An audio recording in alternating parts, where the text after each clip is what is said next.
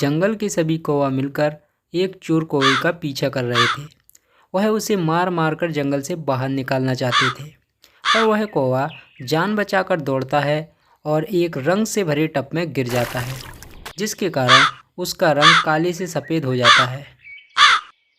अरे ये क्या, मुझे तो इन कौवों ने पहचान ही नहीं पाया। अरे मेरा रंग तो काले से सफ़ेद हो गया है।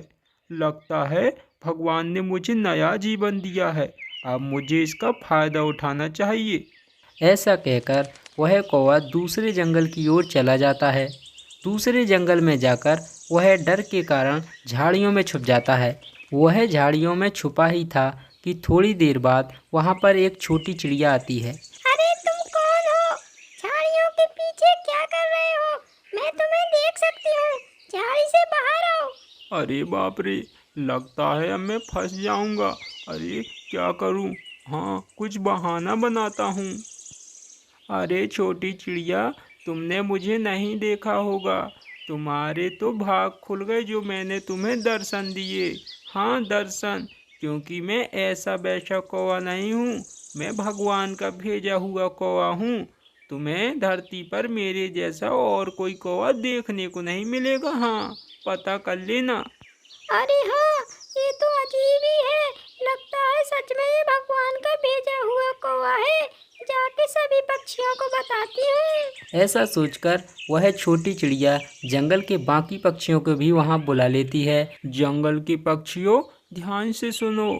छोटे बड़े सभी पक्षियों, मैं तुम्हारे उद्धार के लिए भगवान द्वारा भेजा गया हूँ। आप मुझे देख के भी अंदाज़ा लगा सकते हो, मैं मामूली कौवा नहीं हूँ। बस मुझे अभी भूख लगी है। आप लोग मेरे खाने का इंतज़ाम कर दो। जैसे ही जंगल के पक्षी कौवे की इतनी बात सुनते हैं, वह तुरंत ही उड़ते और खाने की तलाश में जुट जाते हैं, क्योंकि वह कौवे को अब पूरी तरह भगवान का भेजा हुआ कौवा ही मान रहे थे, क्योंकि अभी तक उन्होंने पृथ्वी पर ऐसा कोई भी कौवा नहीं देखा था। दूर पेड़ पर बैठा चुन्नू कबूतर ये सारी बातें सुन लेता है। ये तो मुझे गजब की बात पता लगी है। महाराज को ये पता नहीं है कि हमारे जंगल में एक भगवान को आ चुका है। अभी जाके मैं महाराज को बताता हूँ। महाराज, महाराज, गजब हो गया महाराज, गजब हो गया। हमारे जंगल के भाग खुल गए महाराज। अरे चुन्नू, ऐसा क्या हो गया आखिर कि हमारे जंगल के भाग खुल गए? हमें भी बताओ, हमें भी बताओ। अरे महाराज, आपको पता नहीं है, हमारे जंगल में भगवान का भेजा हुआ कौवा आया है, जो साधारण कौवा नहीं बल्कि दिव्य कौवा है। उसका रंग काले की जगह सफ़ेद है। क्या चुन्नू, मैंने अपने पूरे जीवन में ऐसे कौवे के बारे में नहीं सुना है।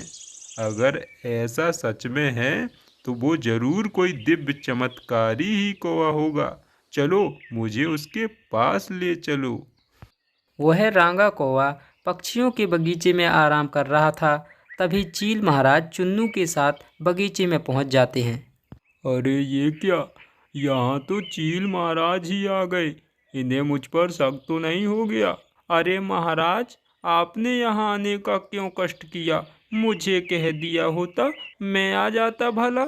हे दिव्य कोय, मुझे महाराज कहकर शर्मिंदा ना करें।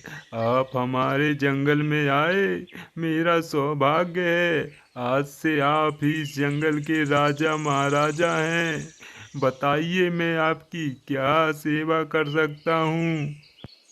अरे ये बूढ़ा चील तो मुझे सच में भगवान मान रहा है। चलो थोड़ी सेवा करा ही लेता हूँ। हाँ महाराज, आपसे मुझे कोई सेवा नहीं चाहिए। बस जंगल के कुछ पक्षी मेरी बात नहीं मानते। आप मुझे महाराज बना देते तो शायद वो मेरी बात मान लेते। कौवे की इतनी बात सुनकर महाराज चील अपना मुकुट निकालकर उस कौवे को दे देते हैं और अगली अमावस्या के दिन अपना सिंहासन देने का भी वादा कर देते हैं। चुन्नू, तुम्हें पता है मैं अपना वादा कभी नहीं तोड़ता। अगले 2 दिन में आने वाली अमावस्या को मैं अपना सिंहासन उस दिव्य कौए को दे दूंगा। उसके लिए मुझे एक कौए की बलि चाहिए। उसका इंतजाम तुम्हें करना होगा, जिससे कि मैं उसका राज्याभिषेक कर सकूं। जाओ चुन्नू, कोई उपाय लगाओ। महाराज, आपको परेशान होने की ज़रूरत नहीं है। आपका दास चुन्नू जरूर बलि का इंतजाम करेगा। मैं अभी जाता हूँ। ऐसा कहकर चुन्नू कबूतर वहाँ से उड़ जाता है और जंगल में किसी कौए को पकड़ने का उपाय लगाने लगता है। वह पेड़ों के पास जाता और अपने झोरे से कुछ जामुन निकालकर ज़मीन में बिखेर देता है, जिससे कि वहाँ पर कोई कौवा आए और वो उसे पकड़ सके। हे भगवान, मेरा पति कहाँ मर गया। उस दिन 2-4 कौवे ने क्या उसे डरा दिया। जाने कहाँ छुप के बैठा है। यहाँ मुझे भूख भी लग रही है। जाने कहाँ गया नकारा कहीं का। थोड़ा आगे जाके देखती हूँ, शायद कुछ खाने को मिल जाए। उस रांगे हुए कौवे को ढूंढती ढूंढती उसकी पत्नी कल्लो कौवी उसी जंगल में पहुंच जाती है। जैसे ही चुन्नू कबूतर वहां से जाता है कि थोड़ी ही देर बाद कल्लो कौवी खाने की तलाश करती करती वहां पहुंच जाती है। अरे वाह, आज तो भगवान आपने मेरी मन की बात सुन ली। मुझे बहुत भूख लगी थी और मुझे जामुन मिल गए मीठे मीठे। अब तुरंत ही खा लेती हूँ, कहीं कोई पक्षी ना आ जाए। और जैसे ही कल्लो कौवी जामुन को खाती है, पेड़ पर बैठा चुन्नू पिंजरा लेकर उसके ऊपर टूट पड़ता है और पिंजरे में कैद करके कल्लो कौवी को ले जाता है। हे दिव्य कोई, हमारी तरफ से मेहमान नवाजी में कोई परेशानी तो नहीं? मैंने राज्याभिषेक के लिए बलि का इंतजाम कर लिया है। पुराने बगीचे में कल आ जाना, मैं तुम्हें वहीं पर राजा घोषित कर दूंगा। अरे महाराज, आपकी मेहमान नवाजी में कोई समस्या नहीं। मैं बहुत प्रसन्न हूँ आपसे। बस कल सुबह मैं जल्दी आ जाऊँगा। आप मुझे राजा बना दो। हे चमत्कारी कोई, जल्दी से जाओ और उस लटकी कौवी की बलि दे दो, जिससे कि मैं तुम्हारा राज्याभिषेक कर सकूं। मुहूर्त निकला जा रहा है। यह सुनकर रांगा कौवा लटकी हुई कौवी के पास जाता है। पास जाते ही वो तुरंत ही अपनी पत्नी को पहचान लेता। अरे, ये कौवी मेरी पत्नी जैसी क्यों लग रही है? अरे, कहीं ये कल्लू ही तो नहीं? अरे हाँ, ये तो कल्लू है। अब मैं क्या करूं? महाराज तो मुझे ही देख रहे हैं। हे भगवान, मैं कहाँ फंस गया? चमत्कारी कौए, रुक क्यों गए? जल्दी से बलि दो, मुहूर्त निकला जा रहा है। हाँ हाँ, देता हूँ बलि। अरे, मुझे लगता है मुझे नहा लेना चाहिए, क्योंकि बिना नहाए बलि शायद फलेगी नहीं। मैं नहा कर बलि दूंगा। ये चमत्कारी कोए, तुम तो धन्य हो। तुमने नहाने की बात की और बादल आ गए। वो देखो, बारिश होने को है। तुम उसी में नहा लेना। महाराज चील ऐसा कहते ही हैं कि ज़ोर से बादल गरजने लगते हैं और बिजलियां आसमान में तड़कती हैं। थोड़ी ही देर बाद बारिश शुरू हो जाती है। बारिश इतनी ज़ोर की होती है कि थोड़ी ही देर में कौए का रंग निकल जाता और वह फिर से काला हो जाता है। ये क्या, मेरा तो कलर निकल गया। अरे, अब तो मुझे महाराज छोड़ेगा नहीं। भागो। महाराज, महाराज, ये तो काला कौवा निकल आया। लगता है इसने कलर कर रखा था। पकड़ो महाराज, पकड़ो। अरे हाँ चुन्नू, लगता है ये हमें उल्लू बना रहा था।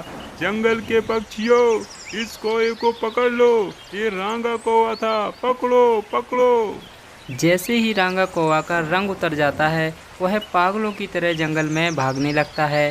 पेड़ पर बैठी मन्नू चिड़िया उसको देख लेती और छड़ी की सहायता से उस पर प्रहार कर देती।